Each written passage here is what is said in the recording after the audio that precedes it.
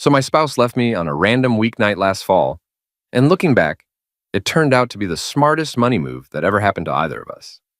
I'm talking about real financial freedom here, not just some breakup revenge fantasy. This is the story of how my marriage ending became the best thing that ever happened to my bank account, and honestly, to my entire life. I got home from my job doing risk assessment at a downtown insurance company around 6:30 on what I thought was just another ordinary Wednesday evening. I'd spent the day analyzing probability models and calculating potential losses for various insurance scenarios, which is basically my entire professional existence. Numbers, patterns, risk mitigation. It's what I do, it's what I'm good at, and apparently it's also what made me incredibly boring to my wife. I dropped my bag near the entrance and immediately sensed something was off. You know that feeling when you walk into a space and the energy is just wrong? The place was dead silent, which was the first red flag. Normally, Vanessa would have some reality show blasting at full volume, or she'd be gossiping on speakerphone with her crew about someone's messy relationship situation, or organizing another overpriced weekend outing that would inevitably cost us hundreds of dollars we didn't really have to spare. The woman couldn't sit in silence for 5 minutes if her life depended on it. Instead, nothing. Just her standing by our sofa, with 2 packed bags positioned perfectly beside her, like she was about to catch a flight somewhere, all dressed up and ready for the cameras. Her makeup was flawless, hair styled like she'd just left the salon, wearing one of her expensive outfits that still had the tags on it last week.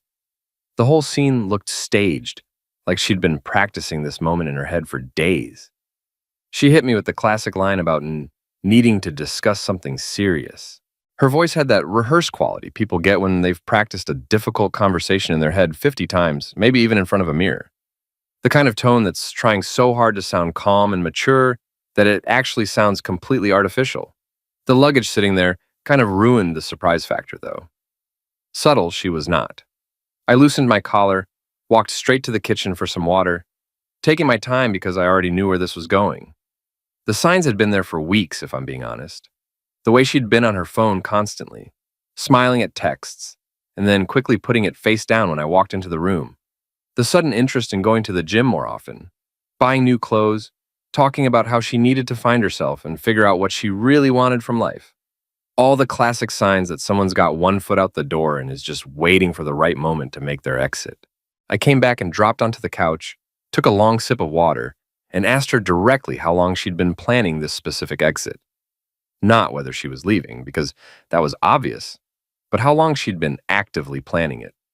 She looked genuinely caught off guard that I wasn't freaking out, wasn't begging her to reconsider, wasn't falling apart. She stammered for a second, then admitted about 7 days of active planning. 7 days, a whole week of sleeping beside me, sharing meals, going through our daily routine, asking me how my day was, discussing what to have for dinner, all while secretly counting down to her departure. A whole week of lying by omission, of pretending everything was normal while she had her bags packed in the back of the closet. I took another drink and waited for whatever speech was coming because I knew there would be a speech. There's always a speech. She launched into this clearly prepared monologue about feeling stuck in our predictable lifestyle, craving spontaneity and thrills, wanting a partner who actually takes leaps instead of constantly playing everything safe. She told me I was too cautious, like being responsible was some personality defect she'd been putting up with forever. Always analyzing everything, budgeting before we do anything, checking costs constantly. She needed someone who lives for the moment and isn't scared to be impulsive. Someone who would book a spontaneous trip to Europe without checking flight prices first. Someone who would quit their job to pursue a dream without having 6 months of savings built up. Someone who wasn't me, basically. The irony wasn't lost on me that she was criticizing my financial responsibility while living in an apartment I could afford, driving a car that was paid off because I'd planned for it, and enjoying a lifestyle that was only possible because I actually managed our money. But I let her continue. Sometimes you just have to let people talk themselves into a corner. I cut to the chase and asked if she'd already found that someone. It wasn't really a question. Her face turned bright red, that telltale flush that starts at the neck and works its way up. She tried claiming this wasn't about another person, just about what she needed to feel fulfilled and happy in her life. Right, which explained why she was packed and dolled up on a random Wednesday evening with her makeup done, like she was going to a photo shoot. I asked her directly how long she'd been seeing this other guy, because we both knew there was another guy. There's always another guy in these situations. She hesitated, clearly weighing whether lying would make things worse or if she should just come clean. I could see the calculation happening behind her eyes. Finally, she admitted 2 months. His name was Damien, supposedly some business owner who takes chances and starts ventures and actually has ambitions and dreams. He made her feel energized and alive and seen in ways I apparently never did. All the classic affair language, like she'd been reading from a script. 2 months, 60 whole days. I set my glass down carefully on the coffee table and clarified the timeline out loud, making sure I had this straight. She'd been emotionally cheating for 60 days, actively planning her exit for 7, and now she was standing in our living room delivering this speech about needing more excitement and adventure. She tried to defend it by saying nothing physical had happened. They'd just been connecting and talking and getting to know each other on a deeper level. I almost laughed out loud at that. The technical details and semantics didn't matter one bit when she was walking out my door to be with him that same night. Emotional cheating, physical cheating, it all ended the same way with her bags packed and me sitting here alone. I got up from the couch, walked over to the desk, grabbed my laptop, and opened it on our dining table. This was the moment I'd been unconsciously preparing for, even though I didn't know it until right then. I pulled up this detailed expense tracker I'd been maintaining all year, a comprehensive spreadsheet with everything color-coded by category. Her spending showed up in red, mine in blue, shared costs in green. The red absolutely dominated the spreadsheet like a warning sign, which in retrospect, it absolutely was. She asked what she was looking at, taking a few steps closer despite herself. I told her it was our actual financial situation, the real numbers behind our life together, and turned the screen toward her so she could see it clearly. I started going through the list methodically, line by line, because if there's one thing I'm good at, it's presenting data. Her boutique fitness studio membership in the trendy part of town cost $600 monthly. She'd been attending twice weekly for half a year, which broke down to about $75 per session. Before that, it was hot yoga at some expensive studio, and before that, some cycling place that went under, probably because they were charging ridiculous amounts for what was essentially a stationary bike in a dark room with loud music. She got defensive immediately, saying exercise was important for her mental and physical health. I agreed completely, told her I wasn't arguing that point at all, then pointed out the free gym included with our rent would work fine and had most of the same equipment.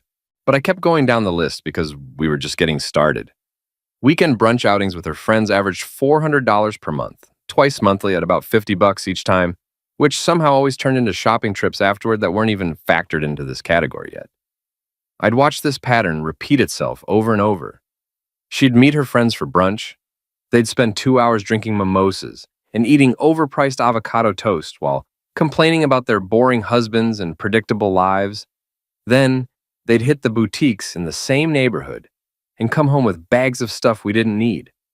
She said she was allowed to have friends, getting more defensive now. Absolutely, I told her, keeping my voice level. I wasn't saying she couldn't have friends or a social life. I was just showing her what it cost in actual dollars and cents.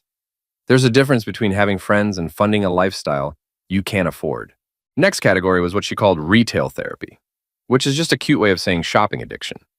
$1,200 monthly on average, though some months hit $800 and others spiked to $1,500, depending on what sales were happening or what mood she was in. Clothing, footwear, accessories, decorative items for the apartment that we'd use. Once then donate 6 months later, when she decided the style didn't match her aesthetic anymore. This didn't even include her online shopping habit, which I tracked separately because it was substantial enough to warrant its own category.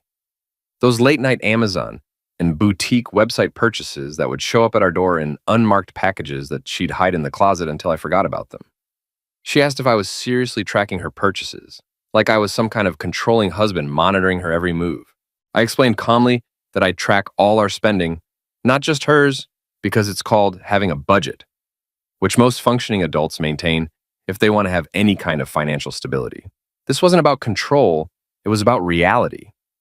I pulled up another section to continue the presentation. Subscription boxes, 3 different services totaling $80 monthly. Beauty products, lifestyle items, snacks from around the world. She'd open them with initial excitement, look at the contents, maybe use 1 or 2 things, and most of it would sit in the closet untouched until I'd suggest canceling them, at which point she'd insist she loved them and used everything. Streaming platforms. We had 5 total subscriptions. I actively used 2. She insisted on the other 3 for shows she'd watch 1 episode of, then forget about. Coffee shop runs instead of brewing at home, roughly $140 per month. That's almost $5 a day for coffee that cost maybe 30 cents to make at home. But she insisted the coffee shop experience was worth it, that it was her little daily treat that made her happy. She couldn't believe I'd actually calculated her coffee spending down to the monthly average. I told her I calculate everything because it's literally what I do professionally. It's my entire job to assess risk and analyze spending patterns and calculate probabilities. This was just applying my professional skills to my personal life, which apparently made me the boring, safe, predictable husband she needed to escape from. I showed her the summary page, the grand total that I'd been watching climb month after month. Total monthly expenses directly tied to her lifestyle choices came to $2,200. That wasn't rent, utilities, or groceries. That wasn't the car payment, or insurance, or any of the actual necessities of life.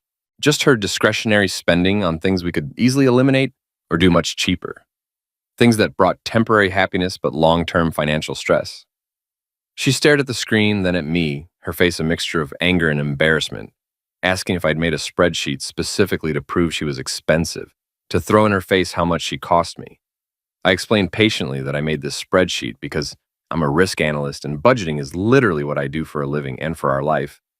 But now that she was leaving, now that she'd made this decision to walk out that door, I'd run projections on what my future looked like financially. It took me maybe 10 minutes to run the numbers, and the results were honestly shocking, even to me. I opened a new tab showing calculations and projections without her spending patterns factored in. I was looking at an extra $2,200 monthly in available funds that wouldn't be going toward boutique fitness classes and brunch dates and retail therapy. That's over $26,000 annually. $26,000 that I could save, invest, use to travel myself, or just have sitting in my account as a buffer against life's uncertainties. $26,000 that would no longer be disappearing into shopping bags and subscription boxes and overpriced coffee drinks. I clicked to the next calculation, the one that really drove the point home.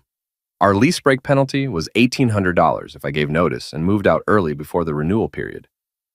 $1,800 sounds like a lot until you do the actual math. Essentially, her leaving would pay for itself in under 3 weeks of not having her expenses. By the second month, I'd be ahead by over $4,000. By 6 months, I'd have saved more than I used to save in 2 full years of being married. The numbers didn't lie. This divorce was going to be the best investment I'd ever made.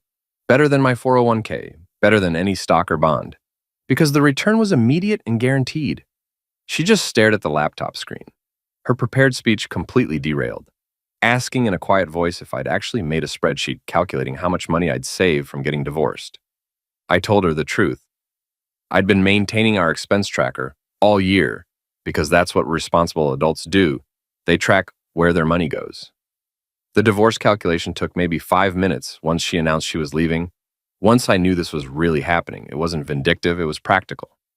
It was me doing what I always do, analyzing the situation and planning for the next steps. I closed the laptop with a decisive click and laid out exactly what would happen next, because someone needed to have a plan and it clearly wasn't going to be her. I'd contact our landlord that night, break the lease, pay the penalty, find a new place that actually fit my budget and my lifestyle. She could take her belongings, whatever she wanted from the apartment. I'd handle everything else, all the logistics and paperwork and coordination. We could file divorce paperwork first thing Monday morning. I'd already looked up the requirements. The state had a 30-day waiting period. We'd be done by mid-October, just in time for me to start my new life in my new place with my new budget. She asked if I wasn't even going to fight for our relationship, for our marriage, for the 4 years we'd spent together building a life. I actually laughed, not meanly or cruelly, just from genuine surprise at the audacity of the question. Fight for what exactly? Fight for someone who'd been planning to abandon me for a week and seeing another man for 2 months?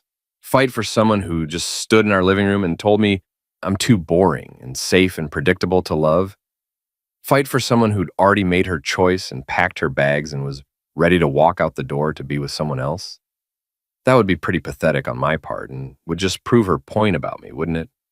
It would make me look desperate and weak, exactly the kind of person she was trying to escape from. She'd expected tears and begging. She'd expected some kind of dramatic plea about working things out, trying counseling, fighting for our marriage, remembering the good times we'd shared. She'd probably rehearsed her responses to all those scenarios, practiced her sympathetic but firm rejections in the mirror. What she didn't expect was a guy with a spreadsheet, a detailed plan, and absolutely zero interest in competing for someone who'd already made her choice and checked out of the relationship months ago. She said quietly that she thought I'd at least be upset, that I'd show some emotion about our marriage ending. I told her I was upset, genuinely upset, upset that 4 years of marriage meant so little to her that she could replace me in 60 days like I was an old phone she was trading in for a newer model. Upset that she thought so little of me, of our relationship, of everything we'd built together, to plan this exit strategy like she was switching jobs or moving to a new apartment. But mostly, I was just disappointed in her judgment, in her complete lack of ability to see what was right in front of her.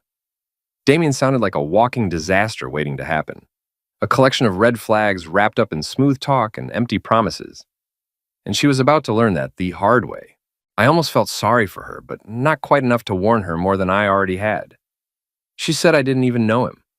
I said I knew he was supposedly a business owner with no company I could find online, who had time to pursue a married woman for 2 months, and who convinced her that financial security was boring. That told me everything I needed to know. She grabbed her suitcase handles and said I'd regret being this cold when I was alone.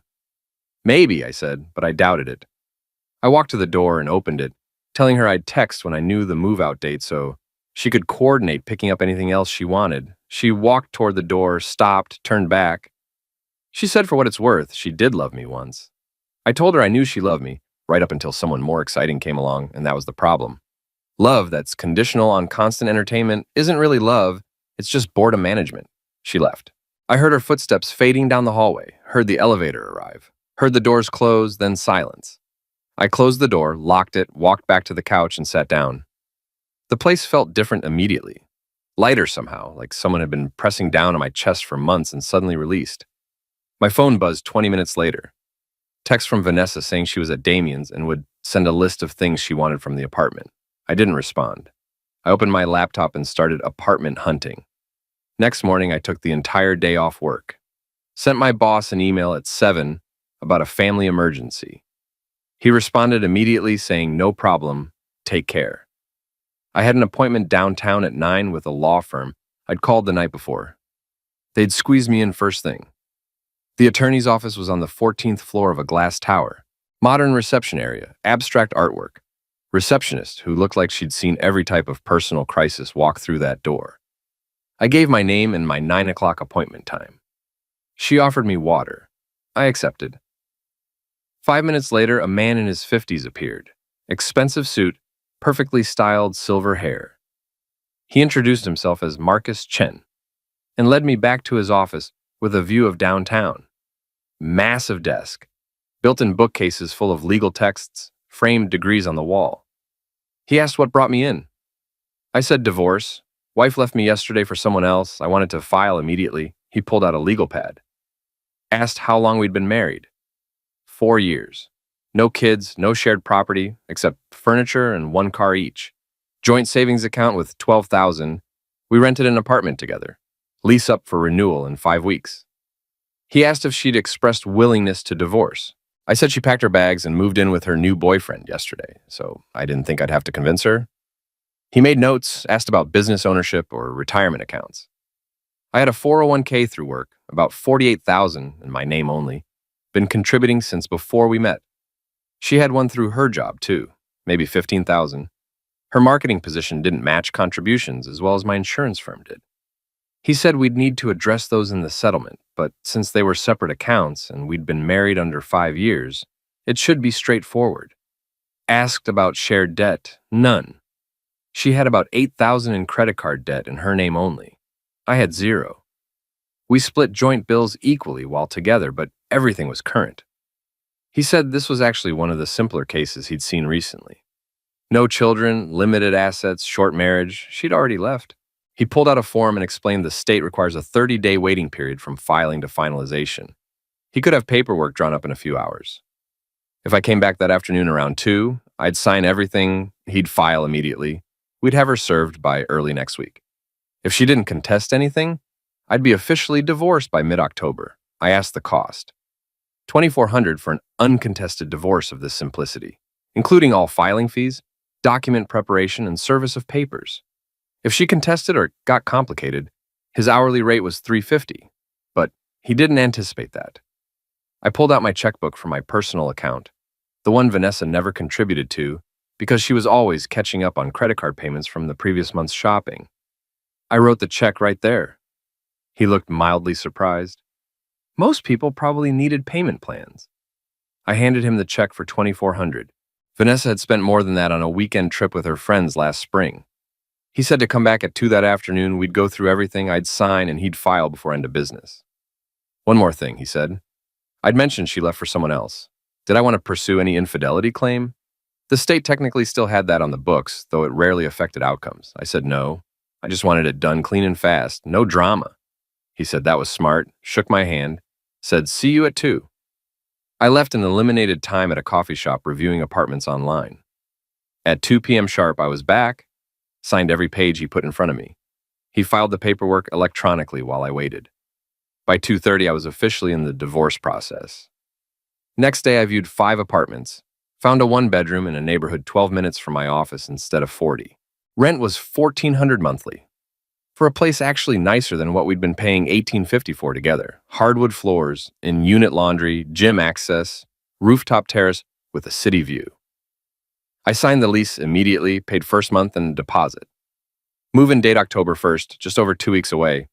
That weekend I started packing, made a detailed inventory of everything for property division, ordered new furniture for the new place. Simple and masculine, under $3,000 total. The math kept getting better. Without Vanessa's $600 monthly on fitness classes I'd never use, $400 monthly on brunches with friends who complained about their boring husbands while I funded the conversation, and $1,200 monthly on clothes she'd wear once, I was looking at an extra $26,000 plus per year. The divorce filing fee suddenly seemed like a bargain. Monday morning, the process server delivered papers to Vanessa at her work. By Monday afternoon, she'd signed them. No hesitation, no second thoughts, no requests for changes. Just her signature and a comment to the server about how mature we were being. I called our landlord Tuesday morning about breaking the lease early and paying the penalty, asked when I could be out. The penalty was $1,800. With my new budget, I'd make that back in under a month. Losing my wife was literally the most profitable decision I'd made in years. I blocked her systematically over the next few days. Phone, all social media platforms, payment apps. Not out of anger, but practicality. Whatever consequences came from her choices were hers to deal with. I wasn't interested in updates, explanations, or apologies. October 1st arrived. Professional movers I'd hired handled everything for $400. New furniture delivered the same day. By evening, I was unpacked and settled in my new apartment on the 14th floor with floor-to-ceiling windows overlooking the city. No forwarding address left. Mailbox updated to new address. My new routine was simple. Up at 6, coffee at home, instead of coffee shops, saving $40 weekly right there. 12-minute commute, instead of 40 minutes fighting traffic to accommodate Vanessa's preference for living near the lake. Lunch at my desk or trying new places near the office. Home by 5:15, gym in the building, dinner, reading, early bed. No drama, no walking on eggshells, no constant complaints about how I wasn't spontaneous enough. The silence was incredible. No reality shows in the background. No phone calls to her mother discussing every detail of our relationship. No commentary about what neighbors were doing wrong. Just peace. Tuesday, October 3rd, an unknown number called. I answered before recognizing it wasn't saved. Vanessa's voice asking me not to hang up. I hung up and blocked the number. Wednesday, she emailed asking if we could talk. I deleted it without reading past the first line about needing closure. Another unknown number called. I didn't answer. She left a voicemail about being angry and needing to explain what was happening. I deleted it without finishing. Friday, my coworker Derek mentioned Vanessa had come by our office building, asked security to call up to my floor. Security called me. I told them I was in a meeting. Derek looked concerned, said she seemed really upset, asked if everything was okay. I said everything was fine. She was upset about consequences, not me. 4 contact attempts in 4 days. The pattern was predictable. First few days after leaving, she signed papers without hesitation, probably high on her new exciting life. First couple weeks, radio silence while she enjoyed the adventure. Week 3, reality settling in. Week 4, desperation. Right on schedule for someone who'd made an impulsive decision and was starting to count the costs. Friday evening, I ran into Vanessa's friend Tasha at a coffee shop near my new apartment. She seemed surprised to see me in that neighborhood. Asked if I'd moved there. I said, yeah, got a place, fresh start. She looked uncomfortable. Asked if I'd talked to Vanessa at all. Nope, I said. Divorce is final in about a week and a half, nothing to talk about. She said Vanessa had been struggling a bit with the transition. I said that was unfortunate. Tasha blinked and asked if that was all I was going to say. I asked what she'd like me to say. Vanessa made her choice, I made mine, both adults. Saturday I was at the building gym when my neighbor from down the hall struck up a conversation. Her name was Natalie. She worked in tech, mentioned she'd seen me move in, asked how I was liking the building. We talked about the city, the neighborhood, building amenities. Natural, easy conversation, no tension, just 2 people being friendly. Before we left, she mentioned needing to hang some pictures, but didn't have a measuring tape. I told her I had one she could borrow, said to stop by any time. Monday, my college friend Ryan called from out of state. Asked a weird question about whether Vanessa and I had split up. I said, yeah, a couple weeks ago. Asked how he heard. He said she'd requested to follow him on social media and they'd never followed each other. Thought it was weird. I told him she was fishing for information. I'd blocked her on everything. Asked if he wanted me to decline. I said do what he wanted, just don't tell her anything about me. Tuesday, Derek mentioned he'd seen Vanessa at a bar downtown with some guy. But she looked rough, not herself. Usually she was super put together. I asked him to define rough. He said like tired, stressed, and the guy she was with seemed kind of sleazy. Flashy but trying too hard, talking loud about cryptocurrency, buying drinks he seemed like he couldn't afford. I told him that was Damien, the guy she left me for. Derek's face changed. Said, yeah, he had that vibe. Less than a month in, and she already looked rough. The guy Derek described was exactly what I'd pictured. All flash, no substance. Vanessa had traded steady income and financial security for someone who bought drinks to impress strangers and talked about crypto schemes. The math wasn't adding up for her anymore. October 14th, Friday afternoon, my lawyer emailed. Divorce finalized by the court at 3:47 p.m. 4 years of marriage, 30 days to end it. The whole thing cost less than Vanessa had spent on that weekend trip with her friends last spring. That evening, I treated myself to dinner at a nice steakhouse in my neighborhood. Sat at the bar, ordered a ribeye and bourbon, watched the baseball playoffs on TV, tipped well, walked home feeling light. No celebration, no drama, just quiet satisfaction. The next week, contact attempts escalated. Monday, 3. Unknown numbers called. I didn't answer any. Tuesday, another email from Vanessa starting with how she knew she hurt me and didn't deserve a response, but really needed to talk. I responded with one sentence saying, this is how regret usually starts, then marked her email as spam. Wednesday, she showed up at my work building, caught me in the lobby before security could intercept. She said, please, she just needed to talk. I kept walking toward the elevator, told her I had nothing to say, we were divorced, she made her choice, stopped contacting me. She said I didn't understand about Damien. I said I didn't care about Damien, didn't care about her situation. She wanted exciting. She got exciting, now let me get back to work. I notified building security to not allow her access anymore. Thursday. Ryan texted saying Vanessa had messaged him asking for my address. He told her he didn't have it. Friday, Tasha called my work line. I considered ignoring it, but answered. She said she knew I didn't want to hear from Vanessa, but she was in real trouble. I asked what kind. Financial trouble. That guy she was with basically scammed her, took money, disappeared. I asked why she was calling me. She said because Vanessa had nowhere to go, couldn't afford on her rent. I stopped her right there. Told her to let me be clear. Vanessa left me for someone she barely knew, signed divorce papers within days without a second thought, made adult choices, and now she was facing adult consequences. That had nothing to do with me. Tasha said that was cold. I said no, that's called boundaries. I'm not responsible for fixing problems she created. Goodbye. The pattern was textbook. Impulsive decision made in excitement, Reality hits when excitement fades. Desperation sets in when consequences arrive. Then expect the responsible person to clean up the mess. Not happening. Saturday, Derek texted asking if I wanted to know something about my ex or not. I said depends. Is it actually relevant or just gossip? He said maybe relevant. Remember that guy he saw her with at the bar? Turns out he'd been running this scam across multiple women. His girlfriend's friend worked with someone who dated him too. Same exact pattern. Claims to be a business owner, asks for investment money, then vanishes. There was apparently a whole group of women comparing notes. I asked how many women, at least 5 that they knew of, could be more. I looked up Damian Cross on social media. Instagram account deleted, other platforms gone, professional profile missing, professional con artist pattern. Create attractive persona, target women with money, extract funds under pretense of investment opportunity, disappear and repeat. Vanessa hadn't just traded me in for excitement. She'd traded stability for a hunter. Sunday evening, Natalie knocked on my door, returned the measuring tape she'd borrowed. We chatted briefly. She asked randomly if I wanted to check out that new pizza place that opened. She'd been wanting to try it but hated eating alone. I said, sure, when?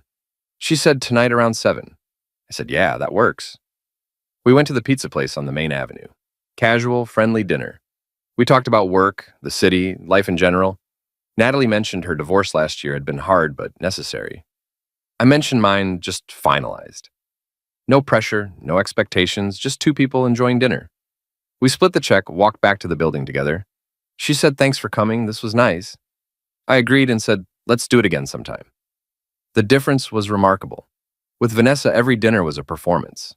Where to go, what to order, how it looked on social media. With Natalie, it was just easy, like talking to someone who didn't need me to be anything other than myself. Wednesday, October 25th. I came home from work around 6. Vanessa was sitting in the building lobby. She'd clearly been waiting, talking to Marcus the doorman, who looked uncomfortable. I walked in, saw her, considered leaving, but decided to handle it directly. Told Marcus it was fine, I'd talk to her for 5 minutes outside. We went outside the building entrance. Vanessa looked terrible compared to a month ago. Hair not styled, minimal makeup, clothes from discount stores instead of boutiques. She'd lost weight, the stress kind, not the healthy kind. Dark circles under her eyes. She thanked me for talking to her, said she knew I didn't want to. I said she had 5 minutes, what did she want? She said she needed help. Damien took everything, her savings, money she borrowed from her parents, even money she put on credit cards. He said it was for an investment in his business. I said, let me guess, no business actually existed. She said his social media was gone, his phone number didn't work, she couldn't find him anywhere. She said she had nothing, couldn't pay rent, was maxed out on credit cards, didn't know what to do. I told her to file a police report for fraud. She said she did. They said it was a civil matter because she gave him the money willingly. I said, then hire a lawyer and sue him. She asked with what money. She couldn't afford a lawyer. I said nothing, just stood there. She said she knew she hurt me, knew she made a terrible mistake, but we were married for 4 years and that had to count for something. I told her it did count for something, right up until she packed her bags and told me I was too safe for her exciting new life, then signed divorce papers within days without hesitation. What exactly did she think I owed her? She said she wasn't asking me to take her back, just asking for help getting back on her feet. Maybe a loan? She'd pay me back. I said no. She said please. I said no again. She said I couldn't just turn my back on her like this. I said I wasn't turning my back on her. I was maintaining the boundaries she created when she left. She wanted out. She was out. That meant I didn't rescue her anymore. She started crying. Marcus stepped outside, asking if everything was okay. I said, yes, thanks. Ms. Anderson was just leaving. She said it was still Mitchell. We were married. I said we were, past tense, and she'd want to change it back to Anderson soon anyway. Easier to rebuild credit under her maiden name. She stared at me, shocked by the practical advice in the middle of emotional turmoil. I said I was going inside now. Don't come back here. If she did, I'd file for a restraining order. Not because I was scared of her, but because maltreatment was illegal, and I was done with this conversation. I walked inside, and through the lobby window I watched her eventually walk away. Marcus added her to the do not admit list. I went up to my apartment, poured a drink, ordered takeout. She'd expected sympathy, maybe even expected me to cave and offer help. What she got was exactly what she'd asked for when she left. A clean break. She just didn't like what a clean break looked like when she was on the wrong side of it. Next morning, 7:30, my phone rang. Unknown number. I almost didn't answer, but something made me pick up. Woman asked if this was me. I asked who was asking. She said Detective Lauren Hayes with the police department, calling about a report filed by Vanessa Anderson regarding Damian Cross. I said I was divorced from Vanessa. This didn't concern me. She said she understood, but Vanessa indicated I might have information relevant to their investigation. I asked what investigation. Vanessa told me yesterday the police said it was a civil matter. She said that was patrol officers. They'd since learned this guy was a suspect in multiple fraud cases.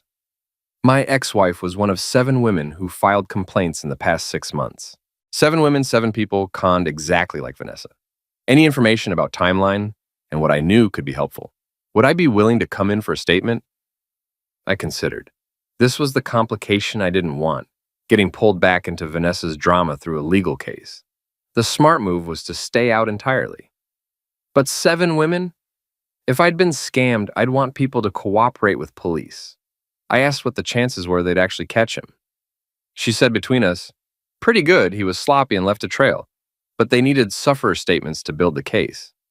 I asked if this would drag me into court hearings and depositions. She said possibly if it went to trial, but I'd just be a witness regarding timeline. I said I'd think about it, give me your number.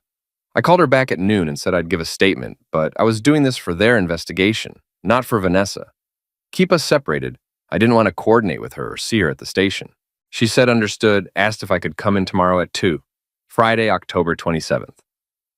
I arrived at the county building at 2 with my phone records and timeline of Vanessa's departure dates. Detective Hayes interviewed me in a private room. I told her everything. When Vanessa left, what she said about Damian, that I never met him personally. Vanessa's spending patterns I'd noticed. My concern she was being financially irresponsible.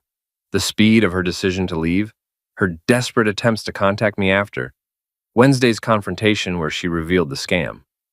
The detective asked if Vanessa ever mentioned specific amounts this guy requested. I said 2 nights ago she mentioned her savings, money from her parents, and credit card cash advances. I didn't know exact numbers. When we split, our joint savings was $12,000, and we split it evenly. So she left with $6,000 plus whatever was in her personal account. She said this was helpful. One more question, did I harbor any ill will toward Vanessa? I said no, I harbored disappointment that someone I was married to showed such poor judgment. But I didn't wish harm on her. I just didn't want to be involved in her problems. She said fair enough. I might be called if this went to trial. After the statement, I left feeling strange about helping Vanessa indirectly. But it wasn't about Vanessa. It was about stopping someone who'd done this to 7 other people and would keep doing it to more. That evening, Natalie texted asking if I wanted to grab drinks. She was celebrating, got promoted. We went to an upscale cocktail place in the warehouse district. Dressed nicer this time. Conversation flowed easily. Natalie talked about her promotion to senior developer. I mentioned my weird week helping police, but didn't go into details about Vanessa. Natalie respected the boundary. We stayed until 11, walked back toward our building, paused outside the entrance. She said she was having a really good time getting to know me. I said same, this is uncomplicated, I like that. She smiled and said uncomplicated is underrated. 2 months later, Damian Cross was arrested trying to run the same scam on another woman who got suspicious and contacted police. He pleaded guilty to multiple counts of fraud to avoid trial. Got 3 years. The 7 women he scammed, including Vanessa, were awarded restitution, though the chances of actually collecting were slim since he had no assets. I heard all this through Derek, who heard it through his girlfriend, who knew one of the other sufferers. I never heard from Vanessa again directly. Last I heard through the grapevine, she'd moved back in with her parents and was working on rebuilding her credit and her life. As for me, 6 months after the divorce, I'd saved over $13,000 just from eliminating her spending habits. I'd paid off my car early, maxed out my retirement contributions, and still had money left over. Natalie and I had been seeing each other regularly, nothing rushed, just easy and comfortable. No drama, no games, no spreadsheets needed to justify the relationship. Sometimes the best financial decision you can make is letting go of someone who's costing you more than money. Vanessa wanted excitement and got exactly what she asked for, just not in the way she expected. I wanted peace and stability, and found both, plus a healthier bank account and someone who appreciated those qualities instead of resenting them. The math worked out perfectly in the end, just not for both of us.